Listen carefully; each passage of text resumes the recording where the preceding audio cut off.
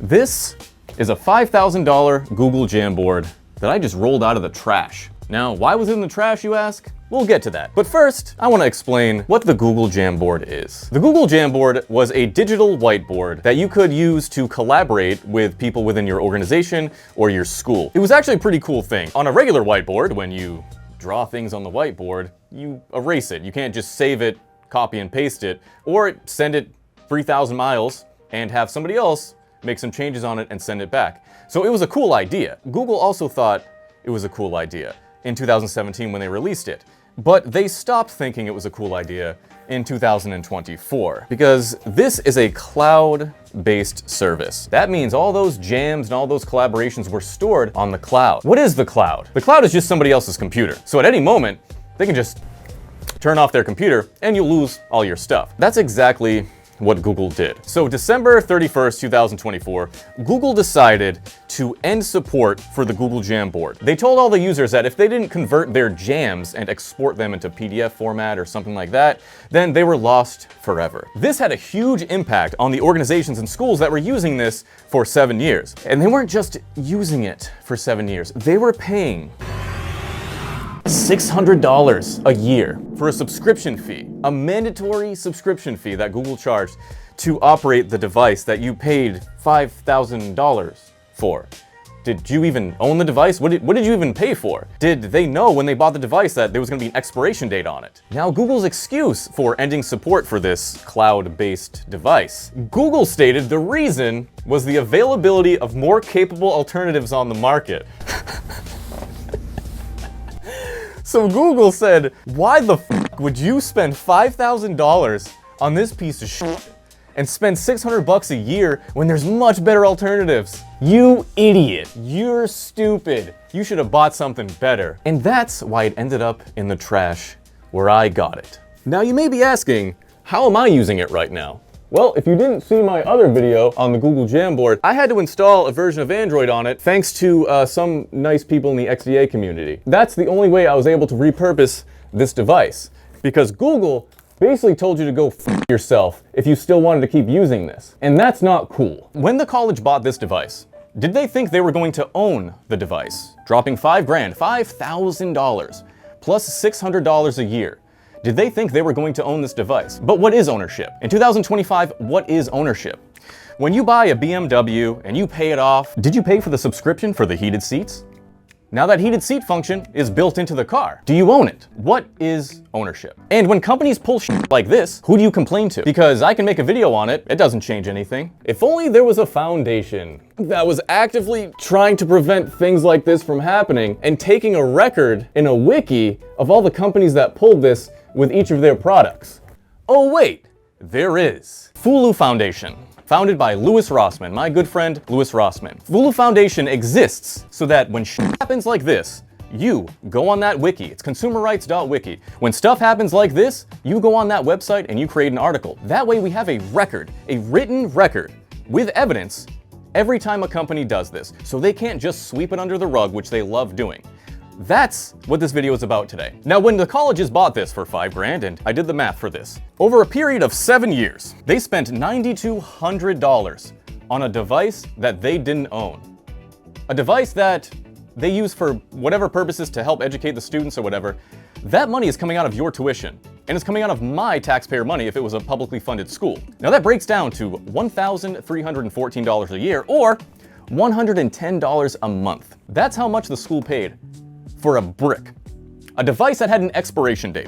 Now when they bought it, again, did they know it was going to expire? Did they buy it or did they rent it? What were the terms when that happened? That's what I'm curious about. This is happening everywhere. Companies are selling you a device that you don't own. If you try to circumvent the software restrictions that they put in that device, that's illegal. You can face up to 5 years in prison. 5 years. Prison. Drop the soap, prison, because you decided to unlock a function that was built into the device. Now, is that fair? No. What do you do about it? You make a fucking article about it. You make other people aware about the bullshit they're pulling. Consumerrights.wiki, it exists so you can record these anti-ownership practices. This is a wonderful example of it. A wonderful example. Because when you bought this, you were buying the hardware, right? You thought you were buying the hardware, but you weren't. You were buying a license to use the hardware. You were paying $600 a year to rent this thing, to rent a license to it. And you just for some reason paid $5,000 for what? So that you could wheel it into the dumpster when it's done?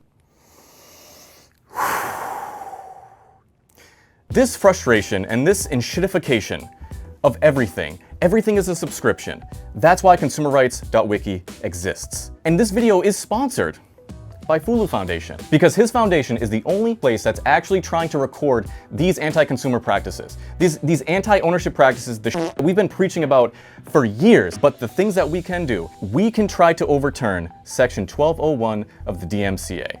Section what of the who and what now? That's the law, that's the section that prevents you from breaking a digital lock on a device that you own, a device that you purchase. Just like those heated seats on the Beamer. If I bought my Beamer outright, I'm not paying a subscription for anything. I should be able to unlock my heated seats. Unlock my heated seats. And if you did buy something that has an expiration date, that needs to be said up front. That's what Section 1201 of the DMCA is preventing us from doing. If you break a digital lock and you try to maintain ownership over your device, you have 5 years of rectal ream in prison, all because you decided to unlock a feature that your hardware already had. Consumerrights.wiki is not just a place for legal violations, it's a track record of anti-ownership practices, which it's the norm nowadays. That's what it serves as. Now, when I go on consumerrights.wiki and I go to make an article for this, which I'll do in a second, the intention is to make one small little thing, one small piece of concrete evidence that we can use, we, the people, can use when we're trying to overturn Section 1201 of the DMCA. Do you own this device or do you rent it? We need that in writing when you purchase the device.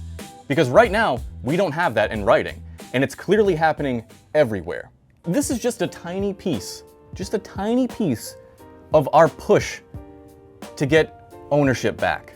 This is what we can do. Instead of just talking shit on the internet and making videos on the internet and nothing's going to happen, this is what we're gonna do. So right now, I'm gonna go on consumerrights.wiki and I'm gonna make an article. Unless someone's already made an article about this, I haven't checked. And if they have, I'll be glad to see it. That doesn't go there. I'm gonna go to consumerrights.wiki. Exposing the overlooked exploitation of modern consumers. That's it. That sums everything up right there. Now we're gonna search for the Google Jamboard. Has anybody made somebody already made a page. I am so ecstatic to see this. And let's see what they did. Google Jamboard so they talked about what it is. All user was permanently deleted by December 2024. Yep. Google is under no obligation to provide customer with hardware replacement, hardware updates, or hardware support under this agreement. Users are prohibited from the following actions: adapt, alter, modify, decompile, translate, disassemble, or reverse engineer the service and/or the hardware. This is the biggest thing. You are not able to service the hardware. You can't modify the hardware. You can't do anything to this device. Who owns it? If I bought this hardware, I spent $5,000. Now I own this thing, but I can't modify it. I can't do anything to it. Or else Google can put me in prison for 5 years if I violate this, because that's Section 1201 of the DMCA. That's what that is. That's what that means. This is what's most important. Everything has sources. Evidence. We have evidence. That's what consumerrights.wiki is. It's literally a wiki for consumer rights. If we can just pile up all this evidence against companies and shitifying everything, whether it be legal or illegal, it's so much easier to get something overturned. We have so much better of a case to get something overturned. Section 1201 of the DMCA. The wiki covered everything that I was going to cover. Every single thing. So it mentions one change.org petition gathered 498 supporters that highlighted the impact on the youngest English language learners in COVID-era remote learning materials. So if you wanted an alternative to the Google Jamboard, you had to pay at least $7,000 per device. But you already paid $5,000. But you didn't own it. You didn't own it. You were licensing this thing. You never owned the hardware, on top of the license that you paid them $600 a year for. But this is an excellent example of why this wiki exists and how you can contribute to this wiki. So if you or a loved one have been a victim of anti-ownership and anti-consumer practices, and it's not recorded on consumerrights.wiki, it's up to you to provide solid evidence and references, resources, and put an article on the website. Make an article on the website. I needed to spread the word about what Fulu was doing. What protections does the consumer have? What organizations are actively looking out for us? Please, please, spread the word about this. Spread the word. This affects everybody. It's not just nerds. It affects everybody, dude. Right to repair was only a very niche thing. Even though it affected everybody, not everybody cared about it, not everybody knew about it. This affects everybody because we are now in a subscription-based world. Everything is a subscription. You will own nothing and you'll be happy. I don't subscribe to that belief. I bought it. I own it. I'm gonna do whatever I want with it. That's what I believe. And that's what Fulu believes, and that's what consumerrights.wiki is all about. Now, I know a lot of people are gonna say, well, it's Google, what did you expect? You don't expect to spend $5 grand and then have something pulled underneath your feet. That's what you don't expect. And it didn't just affect colleges, it affected businesses too, because businesses purchased these as well. We shouldn't be used to planned obsolescence. It's something that you expect now, and that's not right. You shouldn't expect something to be obsolete in a few years. What the hell? We've been conditioned to expect that. And that shouldn't be the case, man. What kind of bullshit is that? It wasn't always like that, man. When you bought something back in the day, when you bought something, you owned it. It wasn't locked behind some digital bullshit that's preventing you from using all the features. And it shouldn't be that way. The corporations are never gonna change that because as long as their stock price goes up and they sell you more shit, the less likely they are to ever do something that makes their shit last longer. The worst thing they could do is make it so the thing lasts. Well, at least give me the option to make it last. And that's the end of the video. That is what I wanted to convey. There's no fixing happening here. So shout out to Fulu. Again, thank you for sponsoring this video, but I would have done this video anyways because I'm tired of this bullshit. I know you guys are tired of this bullshit, and it's time for the world to be tired of this bullshit. So let's get this motherfucking Section 1201 of the DMCA overturned by recording bullshit like the Google Jamboard.